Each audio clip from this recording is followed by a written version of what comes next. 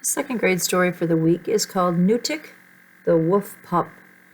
And as we read, we're going to be making inferences. So to look for some clues of how do we know the boy and the wolf have a close friendship. So we're looking for our clues to make that inference, it looks like. This is a fiction story.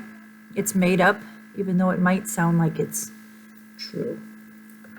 Nutik, the Wolf Pup by Jean Craighead George.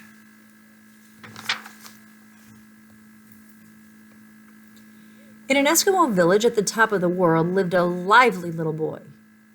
He was not very old, but he could run as fast as a bird's shadow.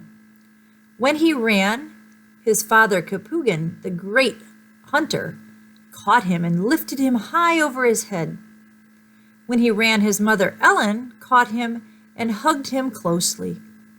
When he ran, his big sister Julie caught him and carried him home to tell him wolf stories.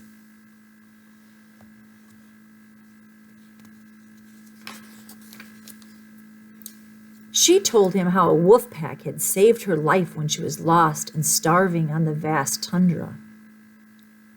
The wolf pack's noble black leader had shared his family's food with her. The wolf's name was Amarok. The little boy's name was Amarok.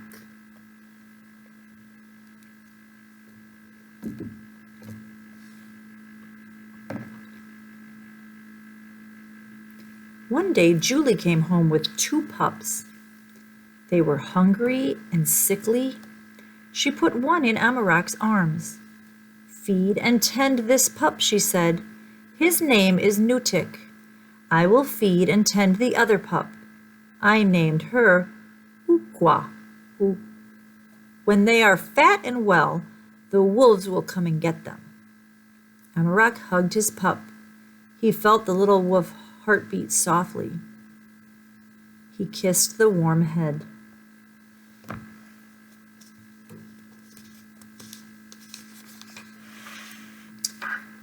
"Amarok," Julie said when she saw this, "do not come to love this wolf pup. I have promised the wolves we will return the pups when they are fat and well." Amarok looked into Nutik's golden eyes. The wolf pup licked him and wagged his tail. Julie frowned. "Don't fall in love, Amarok," she warned again, "or your heart will break when the wolves come and take him away." "No, it won't," he said.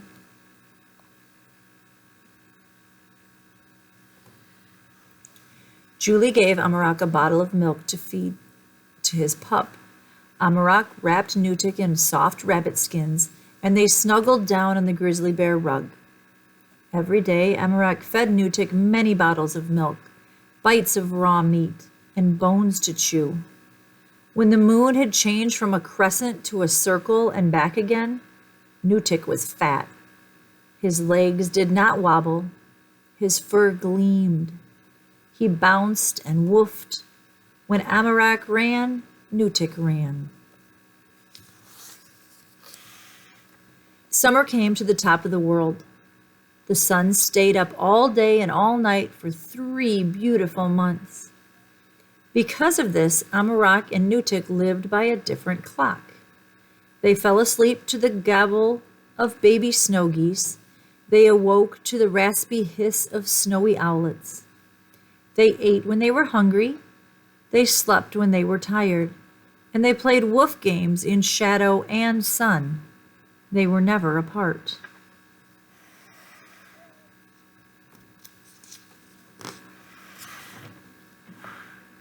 "Don't fall in love with Nutik," Julie warned again when the midnight sun was riding low. "I hear the wolves calling. Soon they will come for their pups." She looked at him.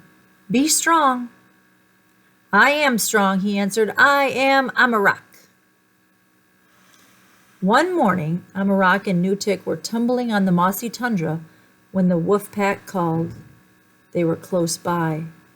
Come home," they howled. Nutik heard them. Ukwa and Julie heard them. Amarok heard them. He got to his feet and ran. Nutik stopped listening to the wolves and ran after him. Amarak led Nutik as fast and as a falling star. He led him down a frost heave. He led him around the village schoolhouse. He led him far from the wolves. After a long time, he led Nutik home. Julie was at the door. Ukwa has returned to her family, she said. The wolves came and got her. Nutik is next. I am very tired, Amarak said, and he rubbed his eyes. Julie put him to bed in his bearskin sleeping bag. When Julie tiptoed away, Nutik wiggled into the sleeping bag too. He licked Amarak's cheek. The sun set in August. The days grew shorter until there was no day at all. Now it was always nighttime. In the blue grayness of the winter night, the wolves came to the edge of the village. When everyone was sleeping, they called to Nutik.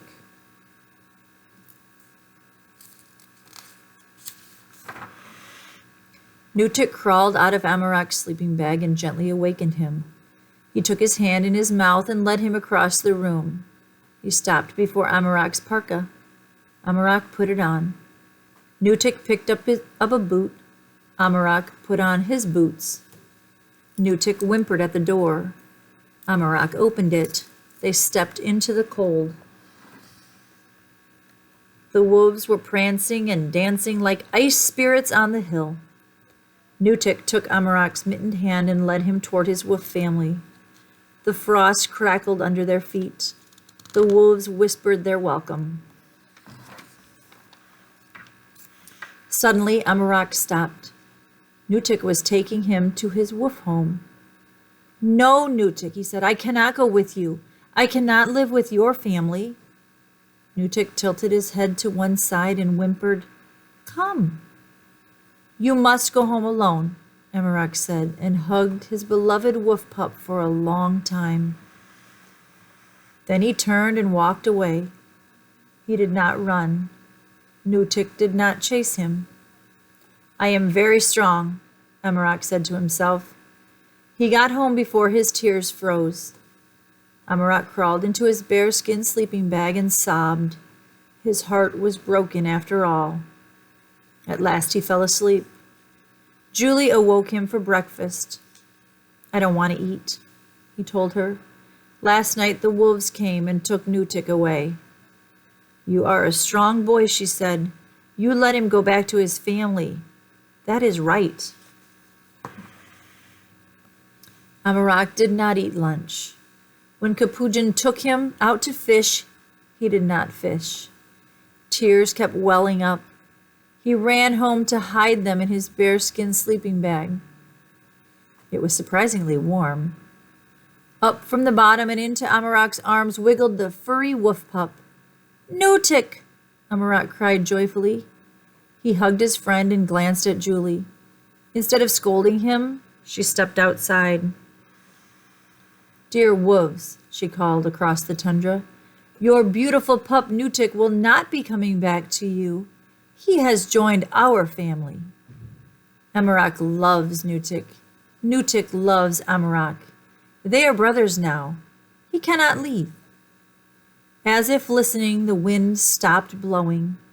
In the stillness, Julie called out clearly and softly, I shall take care of him as lovingly as you took care of me.